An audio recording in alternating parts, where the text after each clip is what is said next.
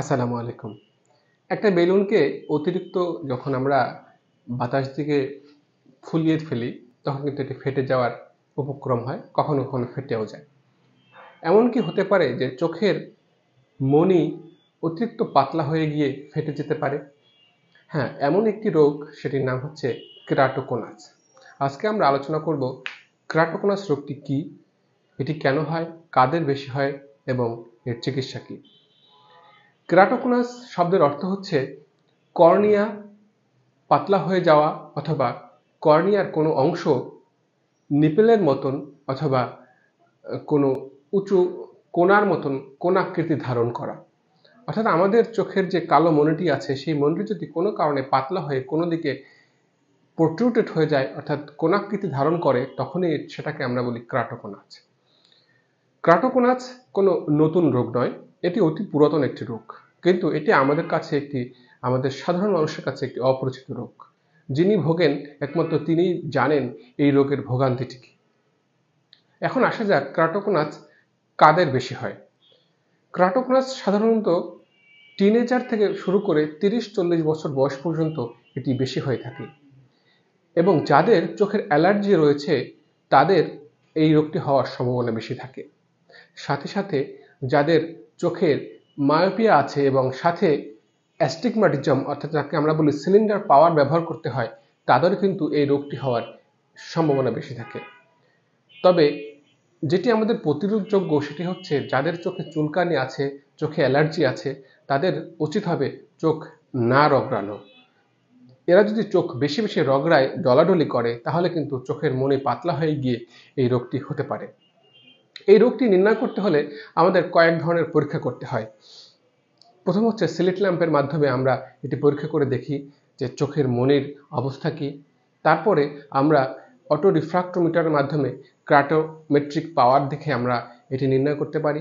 সাথে সাথে চোখের কর্নিয়ার একটি টেস্ট আছে, যেটাকে আমরা বলি পেন্টাকাম। এই পেন্টাকাম টেস্টের মাধ্যমে আমরা এই রোগটি নির্ণয় করতে পারি। এই রোগটি হলে আসলে চোখের মণিটি পাতলা হয়ে যায়, চোখের পাওয়ার অস্বাভাবিকভাবে বেড়ে যায়। রোগী যে কমপ্লেন করে সেটি হচ্ছে, রোগীকে যখন চশমা দেওয়া হয়, চশমা পরলে কিছুক্ষণ ভালো লাগে, তারপর আবারও ব্লার হয়ে যায়। অর্থাৎ রোগী চশমা দিয়ে দেখতে পারে, কিন্তু একটি অস্বস্তিকর দৃষ্টি তার চোখের সামনে আসে। এটি দু চোখে হতে পারে, অথবা কোনো চোখে বেশি, কোনো চোখে কম হতে পারে, অথবা শুধুমাত্র একটি চোখেও হতে পারে। কেরাটোকোনাস হলে আমাদের যে চিকিৎসা রয়েছে, 3টি ধাপে সেটাকে ভাগ করা যায়। প্রাথমিক স্টেজে আমরা কেরাটোকোনাস যদি হয়, তাহলে আমরা চশমা দিয়ে স্বাভাবিকভাবে ফলো আপ করতে পারি, পর্যালোচনা করতে পারি।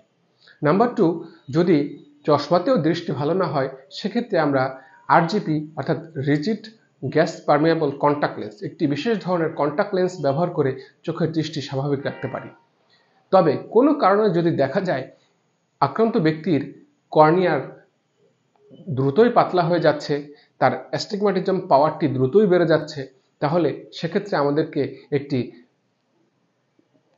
অপারেশন করতে হয়, যেটাকে আমরা লেজার বলি, অর্থাৎ CXL কোলাজেন ক্রস লিঙ্কিং। অর্থাৎ এক্ষেত্রে আমাদের চোখের লেজার করতে হয়।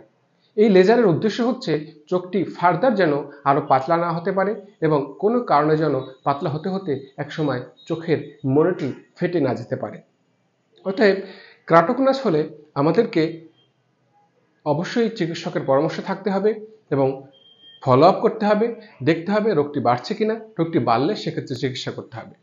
তাই আসুন আমরা কেরাটোকোনাস সম্পর্কে সচেতন হই।